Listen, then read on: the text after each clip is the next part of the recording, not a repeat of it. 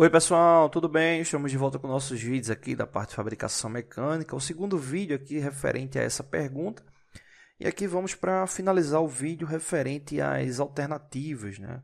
Quem não viu o último vídeo, ele vai aparecer o cardzinho dele aqui no final. E aí no caso vamos aqui direto para o comando. No último vídeo a gente falou sobre uma série de características, né, referentes à máquina, ferramenta, peça, processo.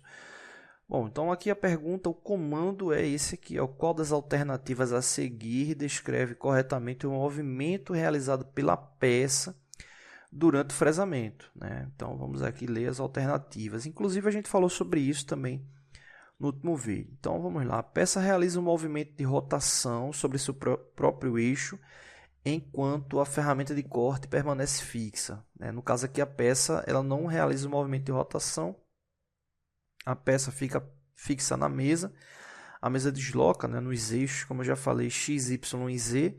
Inclusive, normalmente, o movimento do eixo Z é para colocar a profundidade de corte, né, sem a ferramenta estar tocando na peça, né, sem a ferramenta estar tocando na peça.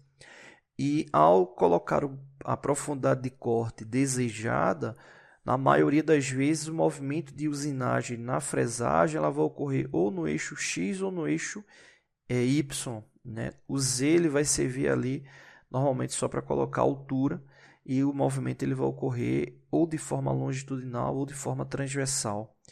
Né? Mas, independente do movimento, quem vai estar ali girando é a ferramenta e não a peça. Então, essa alternativa A aqui está fora. A B, a peça é movida horizontalmente enquanto a ferramenta de corte realiza o movimento de rotação.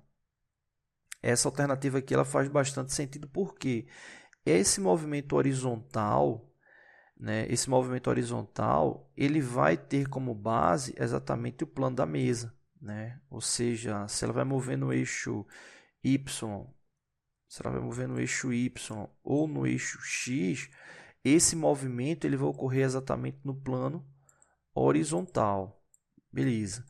E nesse caso, com o plano horizontal ali em destaque, a ferramenta de corte ela vai estar exatamente ali, né, girando. Lembrando que essa aqui é uma fresadora horizontal, mas existem outros tipos de fresadora, né, muito comum fresadora ferramenteira, por exemplo, né, mas o movimento também vai ocorrer na ferramenta do mesmo jeito. Né? Então, a alternativa B aqui é, de fato, a que enquadra perfeitamente aqui as observações. A alternativa C, a peça permanece fixa enquanto a ferramenta de corte executa movimento de translação. O movimento de translação seria ao redor em relação à peça e não é o que ocorre. O movimento é em relação de rotação ao centro do eixo da ferramenta. Na alternativa D, a peça realiza um movimento vertical contínuo enquanto a ferramenta de corte executa movimentos circulares.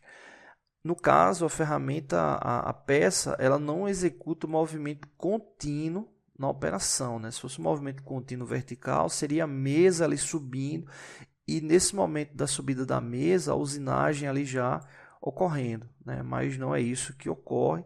Fresadoras ferramenteiras, por exemplo, né, dá para você fazer perfurações desse tipo. Não é tão comum, né, é mais comum em fresadores mais antigos, né, subir a mesa em relação à ferramenta, mas aí no caso seria para um processo de perfuração. Né? E como eu disse, é uma ação bem rara, porque nas próprias fresadoras ferramenteiras já há um bom tempo, né, o próprio cone Morse, né, se desloca a relação lá do eixo da fresadora, executando o movimento, assim como uma furadeira de coluna, uma furadeira de bancada, fazendo com que o movimento de perfuração ele seja bem mais suave, né, durante a operação. Beleza, então acho que a última aqui que está faltando, né? A peça é movida longitudinalmente ao mesmo tempo em que a ferramenta de corte realiza o movimento de corte perpendicular. Né? A peça ela pode ser movida longitudinalmente, né, e transversalmente, né? Ou seja, ela pode ter a relação tanto da longitudinal como na transversal.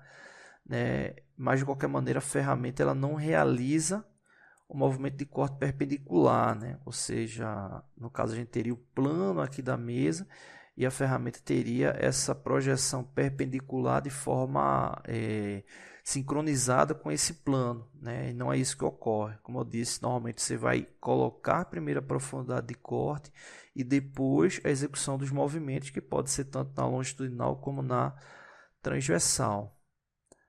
Bom, então é isso. Aqui no caso, a alternativa correta, a alternativa B. Né? A peça é movida horizontalmente, enquanto a ferramenta de corte realiza o movimento de rotação. Tá bom? Então é isso.